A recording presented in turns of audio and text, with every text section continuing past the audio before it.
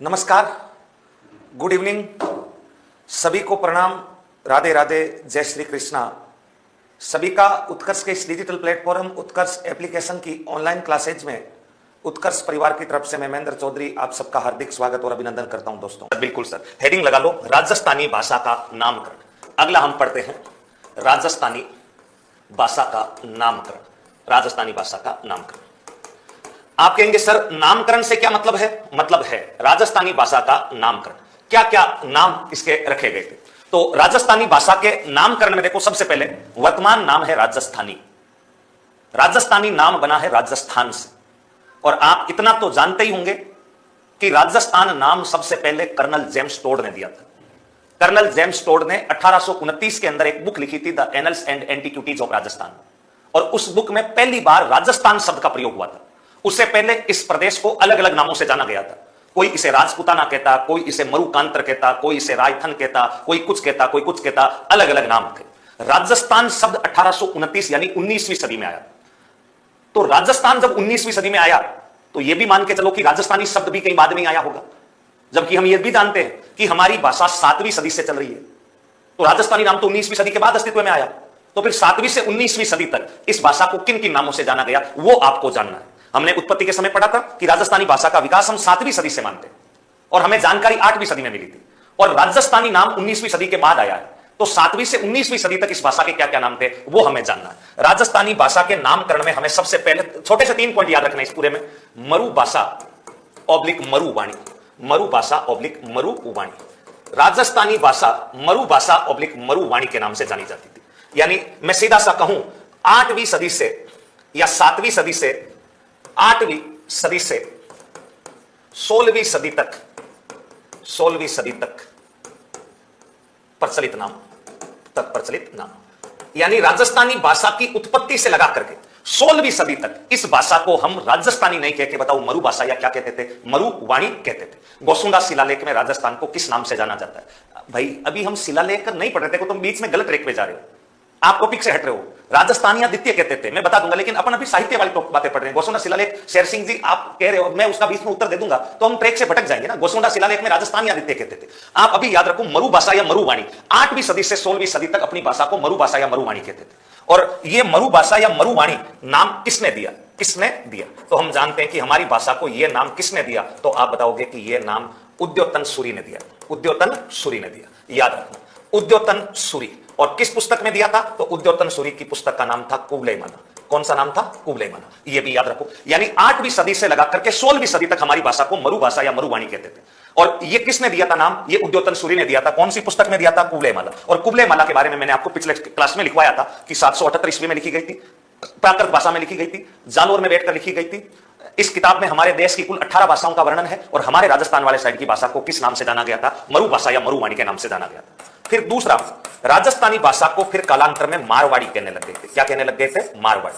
हमें याद रखना है 16वीं सदी से 20वीं सदी तक प्रचलित नाम, 16वीं सदी से 20वीं सदी तक प्रचलित नाम, 20वीं सदी तक प्रचलित नाम, या मैं यूं कह सकता हूं 16वीं सदी से 1912 तक प्रचलित नाम।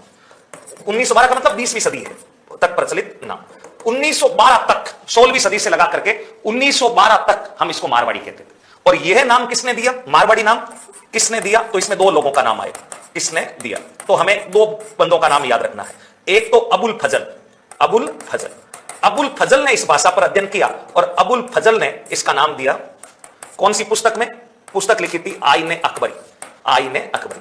और इस पुस्तक के अंदर राजस्थान प्रदेश की भाषा को इन्होंने मारवाड़ी कह दिया था। क्या कह दिया था? मारवाड़ी। और एक किसने कहा था? तो हम बताएंगे कुशल लाभ नाम के विद्वान थे। व्यक्ति का नाम था कुशल लाभ। और कुशल लाभ ने एक पुस्तक लिखी थी पिंगल शिरोमणि, पुस्तक लिखी थी जिनका नाम था पिंगल शिरोमणि। पिंगल शिरोमणि। और ये जो पिंगल शिरोमणि किताब है इसमें भी राजस्थानी भाषा को मारवाड़ी कहा गया था। यानी सबसे प्राचीन नाम जो है वो तो है मरु भाषा या मरुवाणी। बाद में 16वीं से 1912 तक इसको कहा गया था मारवाड़ी। और वर्तमान में इसका जो नाम आ गया है राजस्थानी। राजस्थानी। तीसरा अपने को याद रखना है राजस्थानी। राजस्थानी। राजस्थानी में हमें याद रखना है राजस्थानी वर्तमान नाम है, हमारी भाषा का वर्तमान नाम है, वर्तमान नाम। दूसरा 1912 से अब तक प्रचलित, 1912 से अब तक प्रचलित। अभी तक हमारी भाषा को राजस्थानी कहते हैं और अब आगे हमेशा राजस्थानी ही कहा जाएगा। तो 1912 से अब तक हमारी भाषा का जो नाम है आपके राजस्थानी, वर्तमान नाम बताओ क्या है? राजस्थानी। कब से चल रहा है? 1912 से। किसने दिया? तो ये भी याद रखो, किसने दिया? किसने दिया? तो हम बताएंगे ये नाम दिया था जॉर्ज अब्राहम ग्रियर्सन। किसने दिया था? George Abraham Grierson. George Abraham Grierson. George Abraham Grierson. और कौन सी पुस्तक में दिया? तो हम बताएंगे पुस्तक the linguistic survey of India. The linguistic survey of India. The linguistic survey of India. इन्होंने किताब लिखी थी the linguistic survey of India, और इस किताब में इन्होंने राजस्थानी नाम वर्तमान में दिया। तो ये याद रखना, भारत में राजस्थानी का 7वां नंबर है, तो संविधान की अनुसूची 8 में क्यों नहीं? अभी बताया तो था प्रिंस, आप उस समय सुने नहीं थे शायद। राजस्थानी को जितना यहां के लोगों द्वारा समर्थन करना चाहिए उतना समर्थन मिला नहीं है, इसलिए अभी तक अनुसूची 8 में शामिल नहीं, और सरकारों पर जब तक दबाव नहीं पड़ता तब तक वो ऐसे कोई काम नहीं करती है। तो राजस्थानी का वर्तमान नाम है राजस्थानी। पहले नाम था मारवाड़ी, और उससे पहले नाम था मरु भाषा या मरुवाणी। तो बताओ राजस्थानी भाषा का नामकरण क्लियर है? सबसे पहले मरु भाषा मरुवाणी, फिर मारवाड़ी, और वर्तमान नाम बताओ क्या है? राजस्थानी। तो ये राजस्थानी भाषा का नामकरण। लेकिन यहां थोड़ी सी दिक्कत है, मैं एक आधा प्रश्न आपको लिखवा रहा हूं और उम्मीद करूंगा कि आप निश्चित रूप से उसका आंसर देंगे, क्योंकि कभी कभी एग्जाम में कुछ विवादास्पद प्रश्न आ जाते हैं और फिर वो हमेशा हमेशा के लिए विवाद हो जाते हैं, आने वाली पीढ़ियों के लिए भी वो विवाद की जड़ें पैदा करके चले जाते हैं। तो हम आगे बढ़ते हैं। मैं आपके सामने एक क्वेश्चन लिख रहा हूं, वो क्वेश्चन मुझे इसलिए लिखना पड़ रहा है क्योंकि तुम कहीं गलती ना कर दो। मुझे भरोसा है कि तुम गलती करोगे नहीं, लेकिन कभी कभी जोश में होश खो देते हैं। क्वेश्चन मैंने लिखा, राजस्थानी भाषा का प्राचीन नाम क्या है? राजस्थानी भाषा का प्राचीन नाम क्या है? प्राचीन नाम क्या है? यह मैंने प्रश्न लिखा है, पटवार 2011 में आया हुआ है। पटवार 2011। Option A Maru Bhasha, Maru Bhasha. Option B Marwari. Option C Dhundhari, या ऑप्शन सी पहले मरुवाणी, ऑप्शन डी ढूंढाड़ी। यह प्रश्न पटवार 2011 में आया था, थोड़ा विवादास्पद प्रश्न है, लेकिन मुझे पूरा भरोसा है कि आप इस प्रश्न के अंदर कहीं पर भी गलती नहीं करेंगे। कोई ना, देखो अभी गलती हो जाए ना चलेगा, अभी कुछ नहीं बिगड़ रहा भाई। आप इस समय सीखने की फिराक में, और जितना सीख लोगे उतना फायदे में रहोगे। इसीलिए तो पढ़ रहे हैं कि कहीं परीक्षा में गलती की गुंजाइश ना रह जाए। अब प्रयास जरूर करें, कक्षा कक्ष में अपना मत जरूर दें, ताकि अपने को पता लगता रहे कि हम गलती कर रहे हैं कि नहीं कर रहे। हो जाएगी तो हो जाएगी, कौन सा क्या बिगड़ जाएगा, सीख लेंगे। अभी तो बेटी बाप ही के घर है। तो बताइए रखे, राजस्थानी भाषा का प्राचीन नाम क्या है? मरु भाषा, मारवाड़ी, मरुवाणी, ढूंढाड़ी। अमित जी बता रहे हैं, क्या बता रहे हैं? ऊपर चल गया। ऑप्शन सी सरिता, ए और सी। हाँ ये सही बात है कि इसमें ए और सी दोनों है, लेकिन हम परीक्षा में तो दोनों नहीं कर सकते ना, एक पर ही गोला काला करना है। तो बताइए रखे, ओके मरु भाषा हस्तकला आर्ट एंड कल्चर का पार्ट है क्या? शिवानी जी पहली क्लास में सारा सिलेबस मैंने बता दिया आपको, आप एक बार पहला इंट्रोडक्शन क्लास लो, बिल्कुल हस्तकला कल्चर का ही पार्ट है, हम पढ़ेंगे उसको भी। पहली क्लास में सब कुछ बता रखा है। दो ऑप्शन नहीं बताने, एक ही बताने, कुछ ए बता रहे हैं, कुछ सी बता रहे हैं, कुछ मरुवाणी बता रहे हैं, कुछ ये बता रहे हैं। अगर ऐसा प्रश्न आता है तो आप ध्यान रखना, मरुवाणी पे राइट करेंगे। आप कहेंगे कि सर ये कौन सी बात हो गई, आपने तो दोनों ही लिखवाए थे, आपका भी कोई भरोसा नहीं है सर। अभी तो आपने लिखवाए थे कि मरु भाषा और मरुवाणी दोनों नाम है, और अब आप कह रहे हो कि ये नाम है। बिल्कुल है, 2011 पटवार में पूछा गया। हां ये सही बात है कि ये प्रश्न वर्तमान में आता, तो वर्तमान में ये ऐसा कुछ नहीं कर सकते थे। वर्तमान समय में परिंदा पर भी नहीं मार सकता, कुछ भी आप गलती नहीं कर सकते। देखो 2011 तक हमारे राजस्थान में प्रतियोगी परीक्षाओं का सिस्टम यह था कि मान लीजिए उदाहरण के लिए 3rd ग्रेड शिक्षकों की भर्ती आई ना, उसका कोई व्यवस्थित पाठ्यक्रम जारी होता, एग्जाम डेट बताई जाती थी, ऑफलाइन प्रवेश पत्र आते थे। जैसे ही पेपर हुआ, मान लीजिए आप सेंटर पर आपने पेपर दे दिया, आपका पेपर जमा कर लेते थे, आपको पेपर भी घर ले जाने के लिए नहीं देते थे ना, आपके पास ओएमआर शीट की कार्बन कॉपी रहती थी। आप सीधा पेपर दिया, खाली हाथ आओगे, जो 2 पेन लगे थे वो लेके जाओगे। आपको कुछ पता ही नहीं है, ना तो आपको कोई सिलेबस पहले दिया गया था, ना आपको पेपर दिया गया, ना ओएमआर शीट की कार्बन कॉपी दी गई। फिर आपने पेपर जमा करवा दिया, आंसर की जारी नहीं होती थी, सीधा परिणाम ही जारी होता था। अखबार में रोल नंबर छपते थे कि फला आदमी पास है, फला आदमी फेल है। पास जो होते थे उनको अखबार के माध्यम से सूचना दी जाती थी कि फला तारीख को आप विभाग में आकर के अपने डॉक्यूमेंट चेक करवा लो। डॉक्यूमेंट चेक करवाने के बाद में नियुक्ति पत्र आता था, आप जाके ज्वाइन कर लेते थे। यानी ना कोई आंसर की है, ना कुछ और है, ऐसा कोई प्रावधान ही नहीं था, पेपर ही नहीं देते थे घर पर। ये तो बाद में हमने आरटीआई से सूचनाएं मांग मांग के पेपर मंगवाए कि हमें पेपर दो, और उनके क्या आंसर माने हैं आपने। ठीक है उस समय तो आपने जैसा भी मान लिया, लेकिन हमें बताओ तो सही कि उन परीक्षाओं के आंसर क्या माने। वो तो राइट टू इंफॉर्मेशन एक्ट के तहत हमने पेपर बाद में मंगवाए, पहले ऐसा कोई सिस्टम ही नहीं था। यह सिस्टम 2012-13 में हुआ था। स्कूल व्याख्याता के प्रश्न पत्र से, स्कूल व्याख्याता में कुछ प्रश्न पत्र ऐसे थे जो उन्होंने सिलेबस पूरा व्यवस्थित जारी नहीं करते थे। 2 लाइनें लिखते थे, राजस्थान का सामान्य ज्ञान, शिक्षा मनोविज्ञान। अब उसमें क्या पढ़ना क्या कुछ कैसा जारी नहीं करते थे। लेकिन उन्होंने जो सिलेबस जारी किया था उससे 16-17 क्वेश्चन उन्होंने आउट ऑफ सिलेबस पूछ लिए थे। तब कोर्ट गए। आप आजकल 5G का जमाना है, सबके पास गूगल है, सबके पास इंटरनेट है, आप गूगल पर चेक करना। राजस्थान सरकार बनाम उत्कर्ष क्लासेज का मुकदमा है। हमारी उत्कर्ष क्लासेज ने हाईकोर्ट में यह मुकदमा लड़ा। हमने कहा कि ऐसा नहीं हो सकता, आप ऐसा नहीं कर सकते, आपको पहले व्यवस्थित पाठ्यक्रम जारी करना होगा। आप अभ्यर्थियों को प्रश्न पत्र देंगे, आप उसको कार्बन कॉपी देंगे, आप परीक्षा के तुरंत बाद परिणाम जारी नहीं कर सकते। आप पहले आंसर बताइए हमें कि किस क्वेश्चन का क्या आंसर माना है, और आप उसके बाद हमसे, अगर हमें किसी प्रश्न के उत्तर पर आपत्ति है तो हमसे आपत्ति मांगिए, और हमारी आपत्तियों का निस्तारण करने के बाद ही आप उत्तर कुंजी जारी करें, अन्यथा हम कोर्ट का दरवाजा खटखटाएंगे। और माननीय उच्च न्यायालय जोधपुर ने विद्यार्थी हित में फैसला दिया। धन्यवाद करता हूं मैं न्यायाधीश महोदय का, जिन्होंने उस दिन वो फैसला सुनाया उत्कर्ष क्लासेज बनाम राजस्थान सरकार के उस मुकदमे में। ये कहा कि आज से ऐसी कोई भी भर्ती परीक्षा जिसके माध्यम से सरकारी नौकरी दी जानी है, ऐसी तमाम परीक्षाओं का प्रश्न पत्र अभ्यर्थियों के हाथ में दिया जाएगा। अगर किसी विशेष परिस्थिति में प्रश्न पत्र नहीं दिया जा सकता तो उक्त प्रश्न पत्र को पोर्टल पर अपलोड किया जाएगा, विद्यार्थियों को कार्बन कॉपी अनिवार्य रूप से दी जाएगी, एवं प्रश्न पत्र के कुछ समय पश्चात संबंधित बोर्ड यानी जो भी परीक्षा करवा रहा है वो आंसर की जारी करेगा। आंसर की जारी करने के बाद उन आंसरों पर आपत्ति दर्ज करवाने के लिए विद्यार्थी को नियत समय दिया जाएगा। प्राप्त आपत्तियों का सही समय पर निस्तारण किया जाएगा और निस्तारित होने के बाद ही आप फाइनल आंसर जारी करेंगे। एवं उपरोक्त प्रक्रिया के बाद भी विद्यार्थी के मन में असंतोष रहता है तो उक्त विद्यार्थी याचिका के माध्यम से कोर्ट के समक्ष उपस्थित हो सकता है। यानी उसके बाद ये प्रोसेस चला है। उसके बाद ये प्रोसेस चला है, और उसके बाद जब ये प्रोसेस चला तो अब अगर ये प्रश्न आता तो आपको हमारी आपत्ति को निस्तारण करना पड़ता है, क्योंकि हमारी आपत्ति है कि मरु भाषा भी पुराना नाम है, मरुवाणी भी है, और वर्तमान समय में बोर्ड को यह प्रश्न डिलीट करना होता, अन्यथा इसका सबको समान अंक देना होता। लेकिन उस समय ऑब्जेक्शन लगाने का समय था नहीं, ना कोई ऐसी प्रक्रिया थी। और आरटीआई की सूचना से जब हमने सूचना मांगी तो उन्होंने बताया कि उस प्रश्न का उत्तर हमने मरुवाणी मान रखा है। अतः अब एक बार उत्तर मरुवाणी मान लिया है तो भविष्य में कोई भी अगर प्रतियोगी परीक्षा होती है तो उस प्रतियोगी परीक्षा में उसका हमेशा हमेशा के लिए आंसर मरुवाणी ही रहेगा। हाँ, ये सही है कि मरु भाषा मरुवाणी दोनों है, लेकिन अब एक बार मरुवाणी माना जा चुका है तो बोर्ड के सामने हम कुछ बोल नहीं सकते, क्योंकि अगर पैसा प्रश्न वापस आता है और हम मरु भाषा के आ जाते हैं तो हमारे पास फिर कोई प्रूफ नहीं रहेगा। हम बोर्ड की किताब लेके जाएंगे कि देखो सर ये मरु भाषा इसमें, तो बोर्ड कहेगा कि नहीं हमने पहले मरुवाणी मान रखा था, अब हमेशा उत्तर इसका मरुवाणी रहेगा। अगर मरु भाषा और मरुवाणी दोनों में से कोई एक विकल्प हो तो आप उसको चुन लीजिए, लेकिन दोनों विकल्प है तो आप मरुवाणी को चुनेंगे। बताइए, मेरी कही गई बात आप सबको क्लियर है? तो ये एक क्वेश्चन है। एक क्वेश्चन में छोटा सा और पूछ लेता हूं।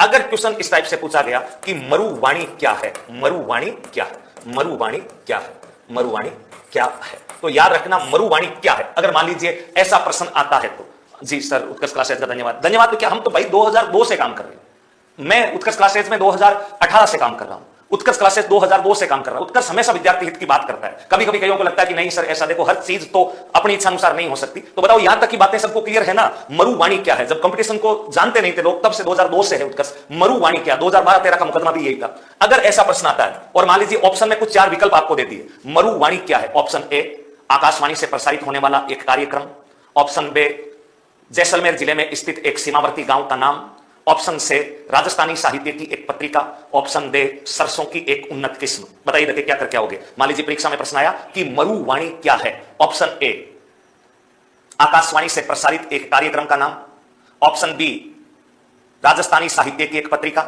ऑप्शन सी जैसलमेर जिले में स्थित सीमावर्ती गांवों के नाम, ऑप्शन डी सरसों की उन्नत किस्म। बताइए देखिए इसका सही और सटीक आंसर क्या है? क्या आपके कमेंट नहीं आ रहे हैं? कौन सा उत्तर होगा? वॉइस वगैरह सही आ रही, आ पा रही है नहीं आ पा रही? तुम्हारे पास चेक तो करो एक बार। हाँ वॉइस आ रही है। हाँ पत्रिका, आकाशवाणी से प्रसारित एक कार्यक्रम, पत्रिका, पत्रिका। बिल्कुल ध्यान रखना, अगर इतना ही प्रश्न आ गया, हाँ ये तो सही बात है कि राजस्थानी भाषा का प्राचीन नाम भी मरुवाणी था। मरुवाणी क्या है तो इसका उत्तर ध्यान रखना, चंद्र सिंह बिरकाली, कवि चंद्र सिंह बिरकाली द्वारा, कवि चंद्र सिंह बिरकाली द्वारा, कवि चंद्र सिंह बिरकाली द्वारा प्रकाशित एक साहित्य पत्रिका। ध्यान रखना, इस साल जो पटवारी का एग्जाम हुआ था उसमें यह प्रश्न था, लेकिन यह प्रश्न उल्टा था। प्रश्न था मरुवाणी पत्रिका के प्रकाशक कौन थे। इस साल जो 2025 में पटवार हुआ है तो उसके प्रकाशक कवि चंद्र सिंह थे। ध्यान रखना, तुमसे यूं पूछा जा सकता मरुवाणी क्या है तो तुम बताना एक पत्रिका है, और इस साल पटवार में पूछा था कि मरुवाणी पत्रिका के प्रकाशक कौन है तो ये है भाई आपके कवि चंद्र सिंह बिरकाली। तो ये कुछ बातें हैं, राजस्थानी भाषा के नामकरण तक की बातें हमने तय कर ली थी। और कल लास्ट में जाते जाते एक आधा क्वेश्चन भी आपको बताया था कि राजस्थानी भाषा के प्राचीन नामों में मरु भाषा और मरुवाणी जैसे दोनों शब्द आपको विकल्प में मिल जाए तो आप प्राथमिकता से मरुवाणी को उत्तर करेंगे। तो राजस्थानी भाषा में आज हम आगे पढ़ेंगे। विषय हो गया अपना कला संस्कृति, और कला संस्कृति के बाद अपना टॉपिक हो गया राजस्थानी भाषा। राजस्थानी भाषा, राजस्थानी भाषा। देखो, अब तक हम राजस्थानी भाषा में एक तो उत्पत्ति पढ़ चुके थे, उत्पत्ति के बाद में हम राजस्थानी भाषा की वर्तमान स्थिति पढ़ चुके थे, और वर्तमान स्थिति के बाद में हम राजस्थानी भाषा उसका नामकरण पढ़ चुके थे। यानी ये 3 पॉइंट हमने अब तक पढ़ लिए हैं, उत्पत्ति, वर्तमान स्थिति और नामकरण। उत्पत्ति के संबंध में जाना था कि राजस्थानी भाषा हम 7वीं सदी से प्रारंभ मानते हैं, हमें जानकारी 8वीं सदी में हुई थी, 12वीं सदी से वास्तविक उत्पत्ति मानी गई है, फिर अलग अलग बातें हमने और पढ़ी थी। आज अपने भाषा का सबसे इंपॉर्टेंट अंग हम पढ़ते हैं, हेडिंग लगाइए जहां तक छोड़ा था, राजस्थानी भाषा में भाषाविदों का योगदान, भाषाविदों का योगदान। यहां से सबसे ज्यादा प्रश्न आते हैं, राजस्थानी भाषा में भाषाविदों का प्रमुख योगदान। समझ रहे हो भाषाविदों के योगदान का? तो भाषाविदों के योगदान का मतलब कौन कौन से विद्वान लोगों ने हमारी भाषा के संबंध में क्या क्या कार्य किया है। सीधे फैक्चुअल प्रश्न आ जाते हैं। जैसे उदाहरण के लिए सीधा प्रश्न आ गया कि राजस्थानी भाषा का शब्दकोश किसने तैयार किया, ये यहीं से है। मान लीजिए प्रश्न पूछ लिया कि राजस्थानी भाषा के प्रथम सर्वेक्षक कौन थे, वो यहीं से है। मान लीजिए परीक्षा में प्रश्न आ गया कि राजस्थानी भाषा का सर्वप्रथम वैज्ञानिक अध्ययन करता थे, वो प्रश्न भी यहीं से है।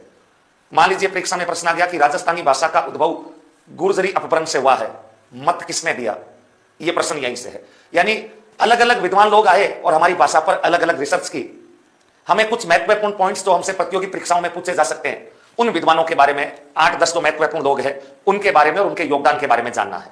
तो राजस्थानी भाषा में भाषाविदों का प्रमुख योगदान, कौन कौन से भाषा के विद्वान आए और उन्होंने अपना क्या क्या योगदान दिया था। तो चलते हैं, भाषा के बाद क्या लिखा है, राजस्थानी भाषा में भाषाविदों, भाषाविद का मतलब होता है भाषा का विद्वान, भाषाविद शब्द नहीं लिखा जा रहा है तो आप सब भाषा विद्वान भी लिख सकते हो।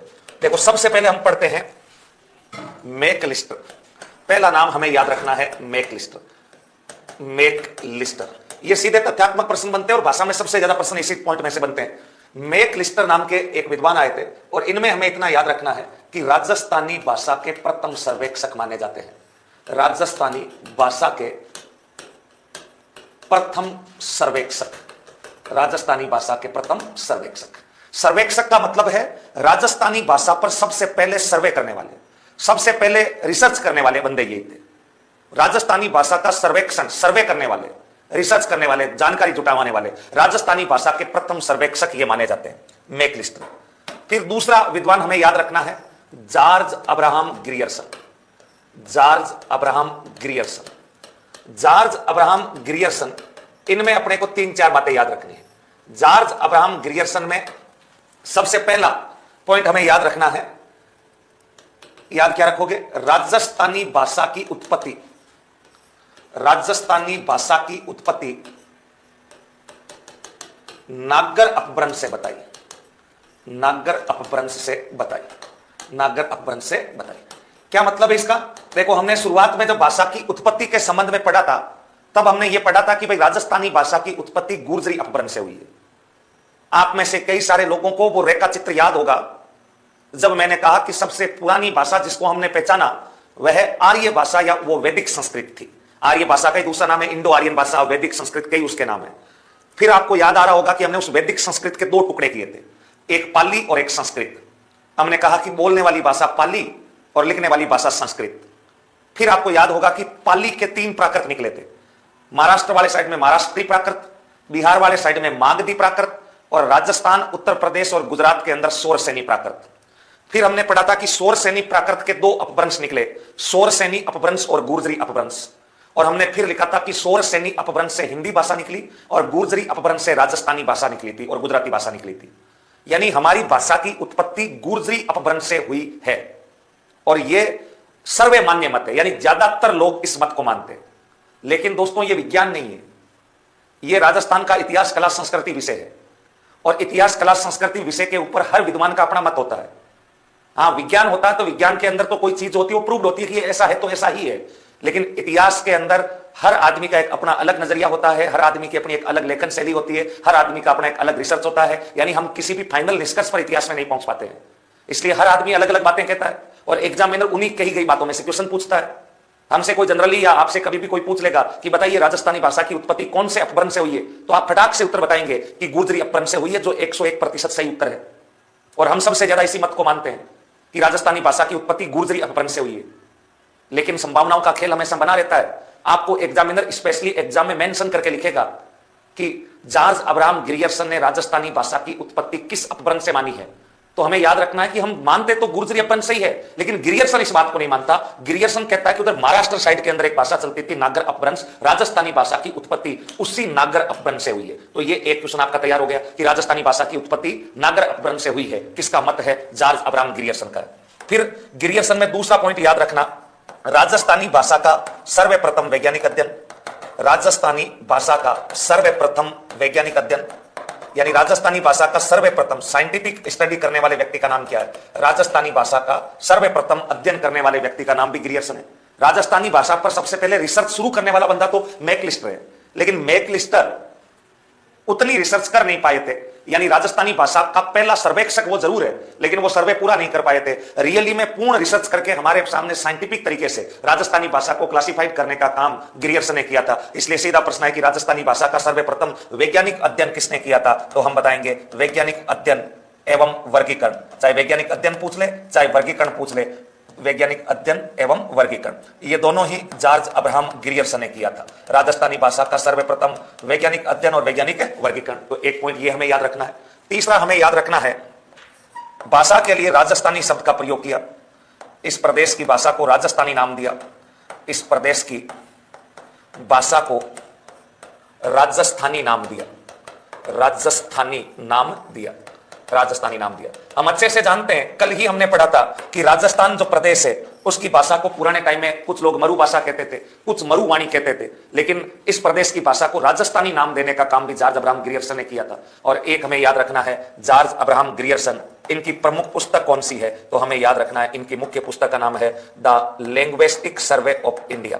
The linguistic survey of India, किताब का नाम है the linguistic survey of India, यानी भारतीय भाषाओं का सर्वेक्षण। ये इनकी मुख्य किताब का नाम है। तो राजस्थानी भाषा जो है उनकी उत्पत्ति को लेकर के नागर अपभ्रंश से बताई है। वैज्ञानिक अध्ययन करने वाले आदमी हैं, नाम देने वाले हैं, और इनकी मुख्य पुस्तक है the linguistic survey of India. ये इनका प्रमुख योगदान है हमारी राजस्थानी भाषा के संबंध में। तो राजस्थानी भाषा में भाषाविदों के योगदान में पहले मैकलिस्टर हो गए और दूसरे हो गए जॉर्ज अब्राहम ग्रियर्सन। देखो तीसरा हमें याद रखना है सीताराम लालस। ये राजस्थानी भाषा में प्रमुख योगदान देने वाले लोगों के बारे में मैं पढ़ा रहा हूं। सीताराम लालस के बारे में आपको 4 पॉइंट याद रखने हैं। सबसे पहला पॉइंट यही याद रखना है कि सीताराम लालस राजस्थानी भाषा की जुबानी मसाल, राजस्थानी भाषा की, अभी मैं समझाता हूं क्या है, राजस्थानी भाषा की जुबानी मसाल कहलाते हैं। जुबानी मसाल कहलाते हैं। एक तो इनमें ये पॉइंट याद रखना है। दूसरा हमें याद रखना है सीताराम लालस में राजस्थानी भाषा के पाणिनि कहलाते हैं। राजस्थानी भाषा के पाणिनि, अभी मैं बताता हूं क्या मतलब है पाणिनि का। आप सीधा तथ्य याद करेंगे कि राजस्थानी भाषा का पाणिनि किसे कहा गया है? आप कहेंगे सर सीताराम लालस को कहा गया है। तीसरा हमें याद रखना है राजस्थानी भाषा का शब्दकोश तैयार किया। राजस्थानी भाषा का शब्दकोश तैयार किया। राजस्थानी भाषा का शब्दकोश तैयार किया।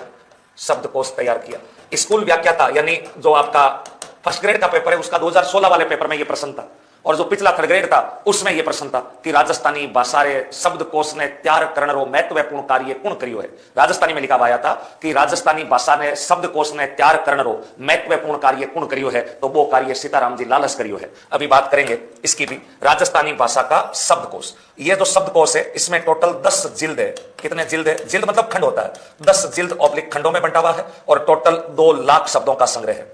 2 लाख शब्दों का संग्रह है। तो सीताराम लालस जी में आपको यह पॉइंट भी याद रखना है। फिर चौथा पॉइंट अपने को याद रखना है, राजस्थानी भाषा की व्याकरण तैयार की। राजस्थानी भाषा की व्याकरण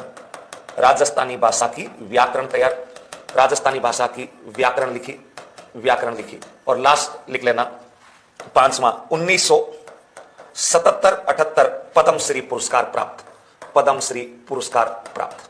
ये देखो, अब मैं ये 500 पॉइंट आपको एक बार वापस एक्सप्लेन कर देता हूं। ये 5 बिंदु इनमें याद रखने हैं राजस्थानी भाषा में सीताराम लालस को। सबसे पहले मैं बिंदु नंबर 3 और 1 समझाता हूं, क्योंकि दोनों एक दूसरे से जुड़े हुए। बिंदु नंबर 3 में मैंने लिखा है कि इन्होंने राजस्थानी भाषा का शब्दकोश तैयार किया। दोस्तों, शब्दकोश को अंग्रेजी में कहते हैं डिक्शनरी। याद करो वो जमाना जब 4G 5G का जमाना नहीं था, स्मार्टफोन का जमाना नहीं था। आप जब विद्यालय में पढ़ते थे, छोटी कक्षाओं में अध्ययन करते थे, आपको याद आ रहा होगा कि जब अपना स्कूल सत्र शुरू होता था, जब हम नई कॉपी किताबें लाते थे, तब आपको याद होता होगा कि अंग्रेजी की एक डिक्शनरी अपन और लेके आते थे। आपको याद आ रहा होगा कि उस डिक्शनरी में ए से शुरू होने वाली सारी स्पेलिंग एक साथ लिखी रहती थी, बी से शुरू होने वाली स्पेलिंग सारी एक साथ लिखी रहती थी, सी से कोई स्पेलिंग शुरू होती तो सी वाली सारी एक साथ लिखी हुई रहती थी। अपने स्कूल में कभी कभी अपन अंत्याक्षरी भी खेलते थे। अंत्याक्षरी दो प्रकार की खेलते थे। तो गीत गानों की अंत्याक्षरी हम कहते थे कि बेटे बेटे क्या करो, करना है कुछ काम, शुरू करो अंत्याक्षरी, ले हरि को नाम। फिर अगला बंदा मैं से गाना गाता था। एक हम स्पेलिंग वाली खेलते थे, अलग अलग टीम बन जाती थी, और उस स्पेलिंग वाली में अपन जब खेलते थे तो आपको याद आ रहा होगा कि वाई के ऊपर हम ज्यादातर मैच हार जाया करते थे। वो कॉमन था, हर जगह जहां हार होती थी वो वाई के ऊपर लास्ट में स्पेलिंग ही पूरी हो जाती थी। हर शब्द वाई पर आता था, संडे की स्पेलिंग, यस्टरडे की स्पेलिंग, योकरली की स्पेलिंग, सारी स्पेलिंग। तो उस डिक्शनरी में भी अपन कभी कभी देख लिया करते थे। ऐसी चीजें आपको याद आ रही होगी। अब होता क्या था कि जब मोबाइल का जमाना नहीं था, तो जब हमारे अंग्रेजी भाषा में हम कोई अटकते तो डिक्शनरी में से उस शब्द का अर्थ देख लेते थे, ताकि हमें किसी शब्द में अगर उलझन हो रही है, हम किसी सेंटेंस का अर्थ नहीं समझ पा रहे, तो डिक्शनरी में देखा और फिर उसका ट्रांसलेशन कर लेते थे, समझ लाते थे। अब तो गूगल का जमाना है। आज आपको किसी भी हिंदी सेंटेंस को अंग्रेजी में ट्रांसलेट करना है, अंग्रेजी सेंटेंस को हिंदी में ट्रांसलेट करना है, तो गूगल पर आजकल बोलने से सब कुछ होता है। हम बोल देते हैं horizontal meaning in Hindi, Google 1 minute में ट्रांसलेट करके दे देगा। हम हिंदी का कोई शब्द बोल देते हैं, संवर्धन को अंग्रेजी में क्या कहते हैं, मोबाइल ट्रांसलेट करके दे देगा। लेकिन अगर आपको राजस्थानी भाषा का कोई शब्द आज भी ट्रांसलेशन करना है, जैसे उदाहरण के लिए मैंने शब्द लिखा ओळमो, ये राजस्थानी भाषा का हड़े है। इस टाइप का जो नीचे से दो मुख का अक्षर होता है ना, इसको हड़े बोलते हैं। हड़े, एक शब्द होता ले और एक होता हड़े, दोनों में अलग होता है। जैसे एक शब्द होता काला और एक शब्द होता काला, दोनों के अर्थ अलग है। एक शब्द होता पाला और एक शब्द होता पाड़ा, हड़े लगते ही पूरा अलग हो जाएगा। हड़े राजस्थानी का शब्द है। अब मान लीजिए मैंने आपके सामने एक शब्द लिखा ओळमो, और मैंने आप तमाम प्रिय साथियों को यह कहा कि भले ही तुम गूगल का इस्तेमाल कर लो, इस ओळमो शब्द को हिंदी में क्या कहते हैं ट्रांसलेट करके बताओ। आप सबके पास स्मार्टफोन है, गूगल निकालो, आजकल तो बोलने से सब कुछ होता है। आप यूं जोर से बोलो राजस्थानी शब्द ओळमो को हिंदी में क्या कहते हैं, गूगल ट्रांसलेट ही नहीं करेगा, वो कुछ अलग ही ले लेगा। ओळमो को ओलामो कुछ बोल देगा। फिर आप जोर से बोलो ओळमो, तो भी वो ट्रांसलेट नहीं करेगा।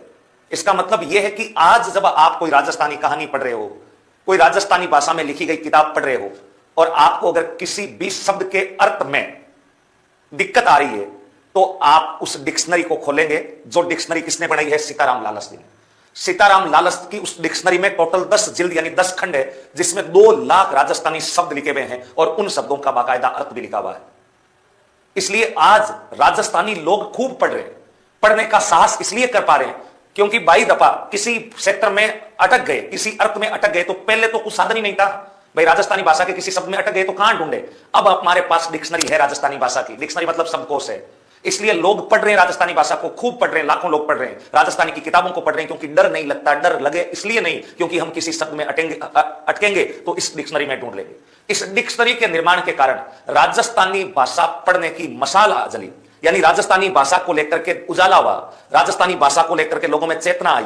राजस्थान वालों को लगा कि पढ़ा जा सकता है, क्योंकि अब हम अटकेंगे नहीं, ये शब्दकोश तैयार मिल गया है। और शब्दकोश तैयार करने के कारण ही राजस्थानी भाषा की जुबानी मशाल कहा जाता है, क्योंकि लोग मोटिवेट हुए, लोगों में एक प्रकार की मशाल जगी, वो राजस्थानी भाषा पढ़ने लगे। तो राजस्थानी भाषा की डिक्शनरी बनाई, इसलिए इनको राजस्थानी भाषा की हमने बताओ क्या कहते हैं? जुबानी मशाल कहते हैं। जुबानी क्या कहते हैं? मशाल। राजस्थानी भाषा के प्रति लोगों को जागरूक किया, अट्रैक्ट किया, पढ़ने के लिए मोटिवेट किया, दिक्कतों के आए तो शब्दकोश तैयार किया। फिर राजस्थानी भाषा का पाणिनि कहते हैं। पाणिनि संस्कृत भाषा के बहुत बड़े विद्वान थे। उन्होंने संस्कृत भाषा की ग्रामर लिखी थी, और हमारे राजस्थानी की ग्रामर सीताराम जी ने लिखी थी। इसलिए हमने हमारे सीताराम जी का कंपैरिजन संस्कृत भाषा के विद्वान पाणिनि से कर दिया। यानी संस्कृत की ग्रामर लिखने वाले पाणिनि थे और हमारी ग्रामर लिखने वाले सीताराम थे। राजस्थानी भाषा की व्याकरण लिखी, इसलिए राजस्थानी भाषा का पाणिनि कहते हैं। राजस्थानी भाषा का शब्दकोश यानी डिक्शनरी बनाई थी, जिसमें 2 लाख शब्द, इसलिए राजस्थानी भाषा का जुबानी मशाल कहते हैं। और राजस्थानी भाषा में इतना बड़ा योगदान देने के कारण इन्हें 1977-78 में कौन सा पुरस्कार दिया गया था? पद्म श्री पुरस्कार दिया गया था। तो पहले भाषाविद हो गए मैकलिस्टर, दूसरे हो गए जॉर्ज अब्राहम ग्रियर्सन, और तीसरे बताओ कौन हो गए? सीताराम लालस। यहां तक की बातें आपकी बिल्कुल क्लियर है क्या? सर स्पर्श में लेबर असिस्टेंट की प्रिपरेशन कर रहा हूं, 25 फरवरी तक हो जाएगा क्या? अब देखो कैसे, और भी 1-2 जने कमेंट करें। मैं रोज रोज जब आपको कहूंगा तो फिर आपको बुरा लग जाएगा।